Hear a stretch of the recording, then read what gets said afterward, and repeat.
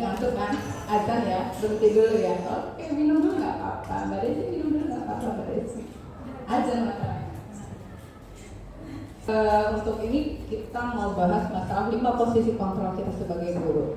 Nah, selain 5 posisi kontrol, yang terakhir adalah segitiga restitusi. Oke. Kalau misalnya saya pakai breaking nanti kelamaan, dari jam 3 nanti ada janjian. Oke, Bu Nisa, lanjut.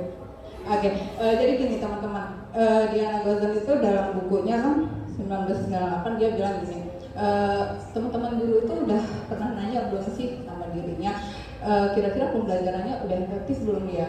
Kira-kira yang dalam kelas itu sudah berjalan sesuai dengan apa yang diinginkan belum ya? Nah, terus dari apa yang dia pertanyakan itu, akhirnya dia melakukan riset yang dari riset itu dapat disimpulkan ada 5 kontrol posisi guru.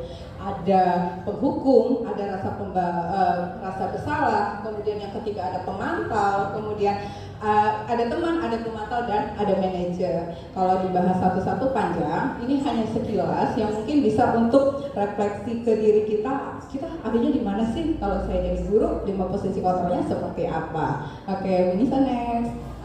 Yang pertama, kita mau bahas masalah posisi kontrol penghukum.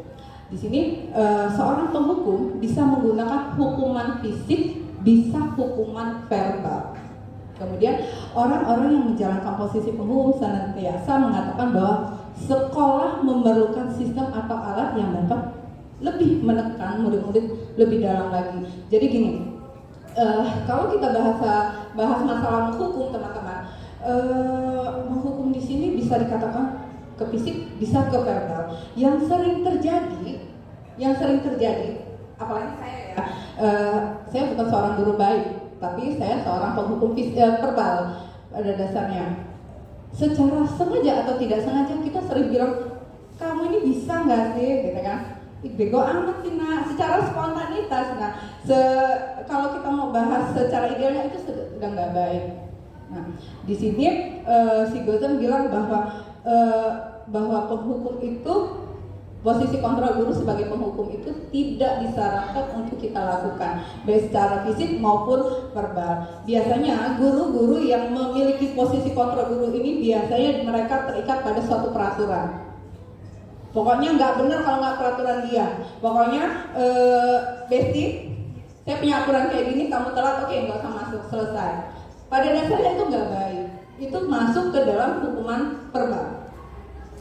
Kemudian guru-guru yang menerapkan posisi penghukum biasanya berkata, patuhi aturan saya, atau awas kamu, nggak usah ikut pelajaran saya, selesai.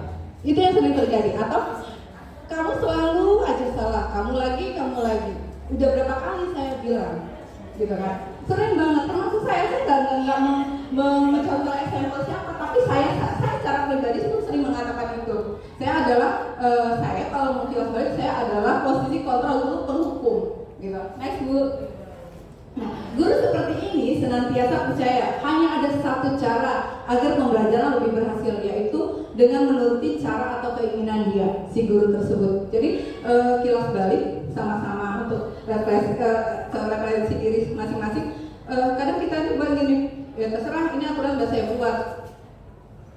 Oh, kita udah buat kesepakatan dari awal kan, pokoknya kalau saya sudah masuk, kamu nggak boleh masuk, selesai, gitu kan. Nah, itu salah satu contoh posisi kontrol guru di dalam hukum. Ciri khas guru penghukum adalah nada suaranya tinggi, kemudian ditunjukkan dengan bahasa tubuh seperti melotot dan jari menunjuk-nunjuk.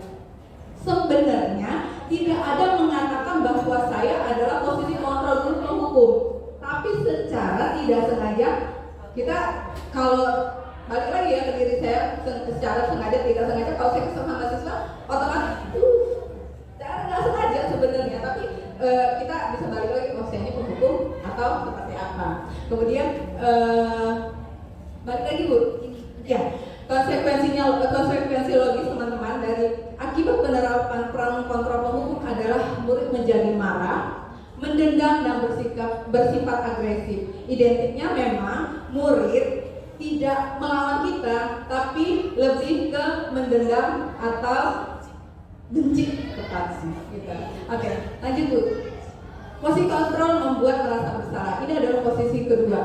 Nah, kalau yang kedua ini teman-teman, dia berbalik dari posisi awal. Kalau yang awal dia nadanya tinggi, dia marah, dia tegas. Nah, kalau ini lebih ke lembut, terus dia baik, tapi menusuk hati. Nah, dia lebih membuat merasa bersalah dengan menggunakan keheningan yang membuat orang lain merasa tidak nyaman, bersalah, dan rendah hati. Kata-kata yang sering keluar biasanya pelan tapi pasti. Saya kecewa sama kamu. Udahlah, udah. Pelan tapi pasti, nggak marah-marah, tapi ngena di hati, gitu. Terus atau udah berapa kali Bapak bilang, asik aja, udah saya sudah nggak mau urusin kamu, selesai, udah. Pelan tapi pasti. Lanjut Bu. Kemudian posisi kontrol teman. Nah, kalau ini guru pada posisi ini tidak menyakiti murid, namun tetap berupaya mengontrol murid melalui pendekatan persuasif. Posisi murid bisa berdampak positif dan negatif. Jadi dari kita dekat dengan murid, kadang murid ini merasa kita ini sebagai temannya. Dampaknya ada positif, ada negatif. Yang positifnya